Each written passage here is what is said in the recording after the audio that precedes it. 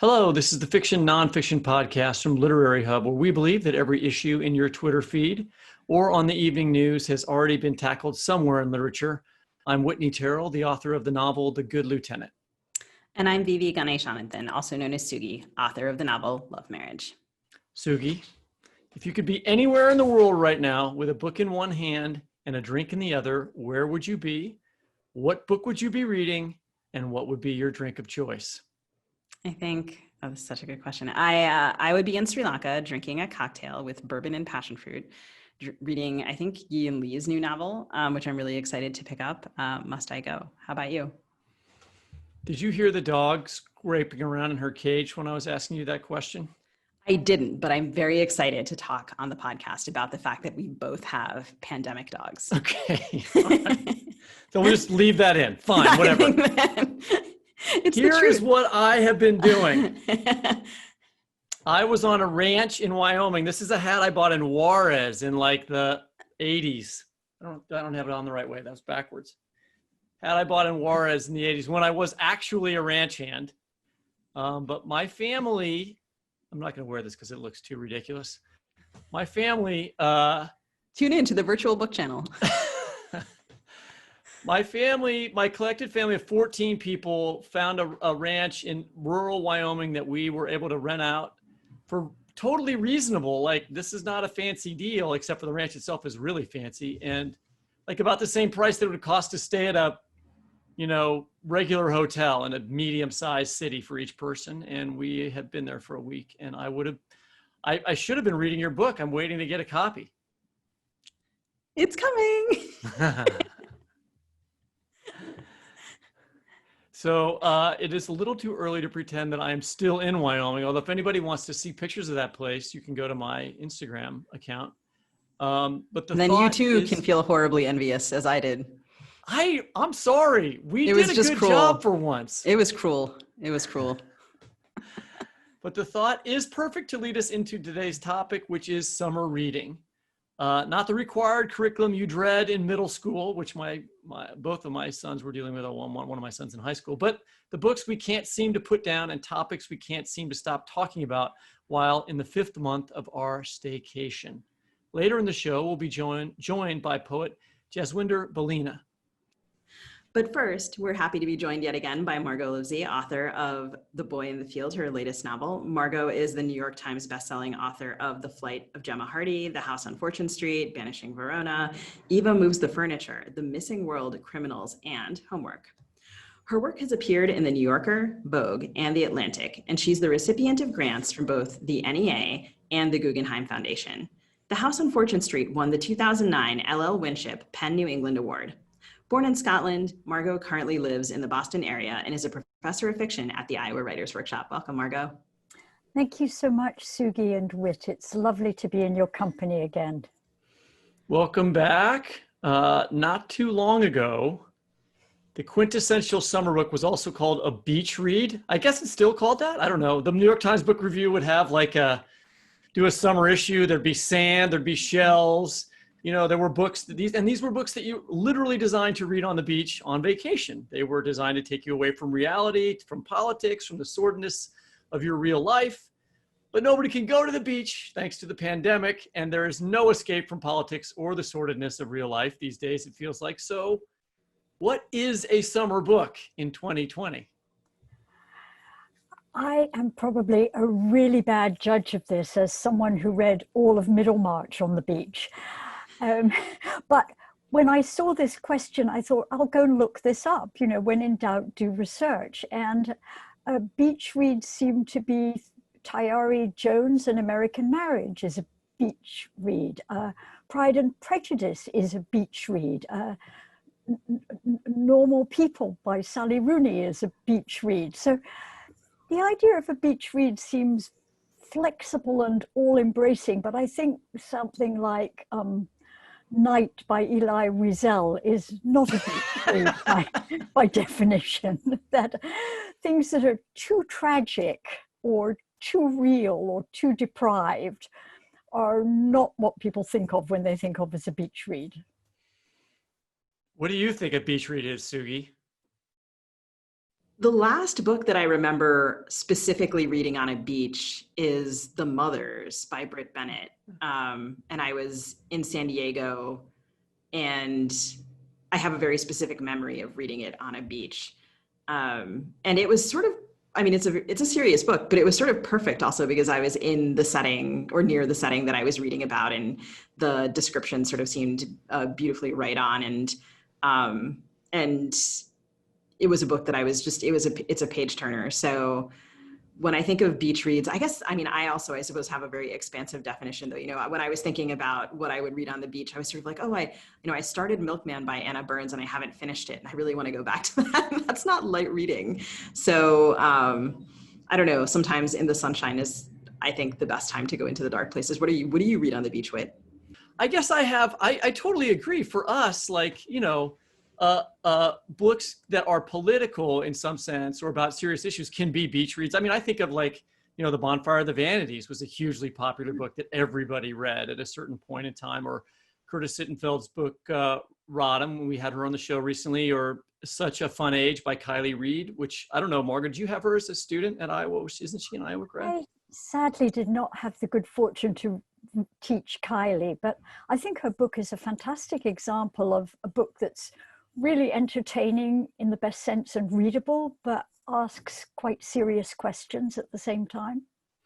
I also just want to give a shout out to what I feel like were maybe the, like, beach reads of yesteryear, which are the books that I remember being on the shelves of, like, various places that we rented when I was a kid, when we went to the beach, you know, that people would leave behind. So, like, books by Ken Follett, you know, or stuff like that.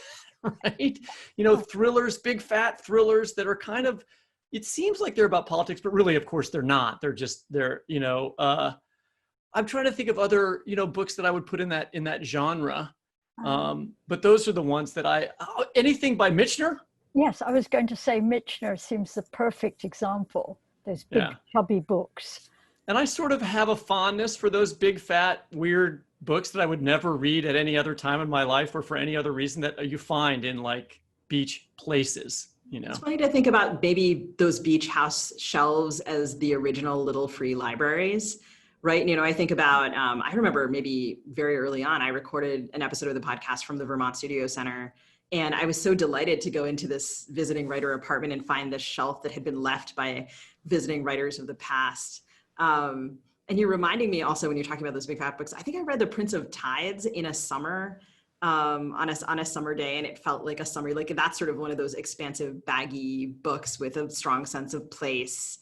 And you're in a great place, but you're somehow also escaping to this other one. Or Grisham, I suppose. I recently rewatched The Firm and was remembering having read the book also in the summer when I was like maybe 10 or 11, and thinking, wow, this is so exciting. It's nice to sit here on the beach, but also, you know, or sit in my backyard, but have this kind of like tightly paced thing that you can enjoy. And then I feel like I also like to reread in the summer. Like, do you go back and revisit your nostalgia reads in the summer? I do, although often I'm spending the summer in Britain, and then I see it as my time to catch up on what's been published there and what's coming out there. So I think autumn is actually my time for rereading. The season of mists and mellow fruitfulness is when I go back to things. And recently I've been on a Willa Cather spree. So I've been reading some of the books I already read and some of the ones I hadn't. So if you were going to a rental property, but in the UK, would you, I mean, you know, they're not going to have Ken Follett or like Tom Clancy. They might have Sue Monk Kidd. I was thinking about Sue Monk Kidd would be another person that I would think of in that group. Like, we had her on the show recently. But would you find different books in, like, a British seaside cottage? You would probably find Agatha Christie. Oh, yeah. Rex Stout. Inspector Morse novels, Nagayo Marsh, I forget how to say his name, those kinds of books. And then certain kinds of I hate the expression, but chick lit, sort of cozy books about young women finding romance in unexpected places and but keeping all their clothes on but throughout the novel. So as we're talking about this, I can't help but think that, we're in this era that's inescapably political. Isn't it important to have these forms of entertainment that aren't political? Not that we're escaping or ignoring, but kind of affirming that all of these politics are in pursuit of this kind of deep enjoyment of the small things in life. If we're fighting Trump's insanity all the time, it's hard to think about the passage of time and the moral relationships among siblings, the way normal everyday lies, rather than the huge world-altering lies that we are now hearing from the administration can affect our lives too. And Trump or no, I mean, those things don't go away. Our regular lives are going on in the background as well. Yeah, yes, I feel very uncertain about how to use the term. I mean, both how to use the term beach read and also how to use the term a political novel. I mean, the novel is deeply committed to the individual. So even something like George Orwell's 1984, I mean, what we remember in the novel is Winston and Julia, and the fact that O'Brien's betrayal is a particularly personal one. So yeah, I'm a little sketchy about what really counts as a political novel. But in terms of lying, I mean, I think now, for instance, people who lie perhaps about having symptoms of COVID are betraying all of us in a certain way. The last time I was thinking of also political novels that you would see, particularly in the 80s, Toni Morrison novels at beach houses. Those, because she was just so popular, everyone was reading her, and that you would always find those books there. Anyway, the last time you were on the podcast, we had you talk about the idea of moral weakness, and we'll post a link to that interview in reference to the characters in your last novel, Mercury, and also in reference to actors in our current political scene. Mercury touched on gun control. It was, like many of your books, engaged in the current political scene. But The Boy in the Field, which is your new novel that we're going to talk to you about now, is set in 1999, another century, literally, and it feels in some ways separated in a good way from our current politics. Was this a deliberate choice? It was a very deliberate choice. I remembered that feeling that we had in 1999, where people thought, Y2K, where people thought planes were going to fall out of the skies, all computers would crash, everything would go up in flames. We were looking for danger, but we were looking in the wrong direction, it turned out. And I really liked that sense of menace, of suspicion. I felt needed two things to make my plot work. My plot is about three teenagers, and I wanted them to have more autonomy than teenagers sometimes do now. And I wanted them not to have mobile phones, as teenagers often do now. So I really needed, for several reasons, to go back into another century. One of the siblings in the novel, Zoe, becomes obsessed with the role that lying plays in our everyday lives. I wonder if you could talk to us a little bit about Zoe as a character and read a section about her. Zoe is the middle child. Matthew, her older brother, there's Matthew, Zoe, and Duncan. Matthew, the oldest, he sets out, after finding the boy in the field, he sets out to try to find the boy's assailant. And the novel follows his quest as he tries to be an amateur detective. Zoe sets out on a very different kind of quest. Her life too jumps the rails, and she really wants to be her own person. I'm not sure I like that phrase, but she doesn't want to be a daughter or a sister, or perhaps even a friend. She wants to be Zoe, and she's looking for someone who will see her in that way. And that leads her to wander the streets of Oxford. The novel is set in and around Oxford, and look for a man, perhaps, who will see her. She has a boyfriend who accuses her of being a terrible liar. I don't mean bad at lying. I mean, lying too much. And her response is to make a suggestion to her siblings about that. And I'm just going to read that section. After supper, as they did the washing up, Zoe suggested that the three of them make a pact not to lie for a week. She'd been mulling the idea since Anthony called her a liar. She expected Matthew to laugh and say, "Weird." Instead, he looked up from the frying pan he was scrubbing and asked, "What counts as a lie?" Mum's always talking about how easy it is to manipulate witnesses. If you ask how fast the car was going when it hit the wall, people say, "Oh, 20 miles per hour." If you ask how fast it was going when it smashed into the wall, they say 45 miles per hour. But those people don't know they're lying. Duncan dried a spatula. It's more like they're colorblind. "I'm not asking you to testify in court," Zoe said. She slid a plate into the dishwasher. "I'm suggesting we try not to tell deliberate lies." "So," Matthew rinsed the pan, "if Benjamin asks what I think of his new song, do I say I can't stand it? Or can I say I like Broken to the Bone better? Both are true, but the first is truer." "Isn't lying better than hurting Benjamin's feelings?" Duncan said. They both looked at Zoe. "How can you call yourself friends," she said, "if you can't tell each other the truth?" Even as she spoke, she remembered telling her friend, Moira, that she looked fantastic in her new skirt.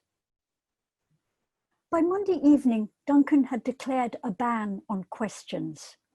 "If you ask a question," he said, "people ask one back. Then you're stuck." The pact was hardest for him, Zoe thought, because he was the most truthful. "You don't have to do this," she said. "It's just something I need to prove to myself." "I know that," he said, "but it's interesting.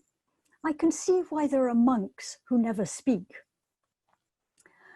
Zoe had already upset most of her friends when on Wednesday the biology teacher called her and Frances, who sat in the next desk, up to the front. With her fuchsia lipstick and sleek hair, Miss Haley was one of the few teachers it was easy to imagine having a life outside of school. "It's not surprising you both got the right answers," she said, looking from Zoe to Frances and back again. "But it seems very strange that you made the same mistakes." "I wasn't copying," said Zoe. "May I be excused?" At lunchtime, neither Frances nor her friends would speak to her. Even her friend Moira didn't understand. "You mean you told on Frances because of some stupid pact?" "I didn't say anything about her." By Thursday, Matthew and Benjamin had argued about a point in fencing. Duncan had told Will that a TV program he liked was stupid. They agreed to abandon the pact. "I don't believe anyone always tells the truth," said Duncan. "It's too hard." The idea that everyone was lying some of the time made the world feel slippery and unsafe, but the experiment had worked. Zoe knew now that Anthony was wrong. She was just an ordinary liar, nothing special. Even Duncan had to make small adjustments in order not to be driven out of town. The next day, she discovered one of her father's adjustments. She was at the chemist's buying shampoo when the cashier asked if she'd clicked his photographs. She put the envelope in her bag and forgot about it until she came across it that evening. What impulse made her open it? The first photo was of a sunset over the sea. The second of a woman standing on the beach, laughing, her hair blowing in the wind, her jeans rolled up. The photographer's shadow lay at her feet. Zoe recognized the beach. It was in Wales, near the cottage they sometimes borrowed from friends. And she recognized the woman. One afternoon last spring, when she and Moira were shopping in Oxford, she had seen her leaving a cafe with her father. She was tall as Hal, wearing a black t-shirt with a pullover slung around her shoulders, jeans and running shoes. She was saying something to him, smiling, and he was smiling back. Margot, it's so wonderful to see you. Congratulations on your new book. And it's right here. We will recommend that all of our listeners and viewers go out and get The Boy in the Field and have a wonderful summer. Thank you so much, Whit and Sugi. It's a pleasure to be back on the show and to see you both and to have a really opinionated conversation with the two of you. Thank you. Thank you so much, and we'll look forward to having you back again. Congratulations. Fantastic. I'll write faster. Please do.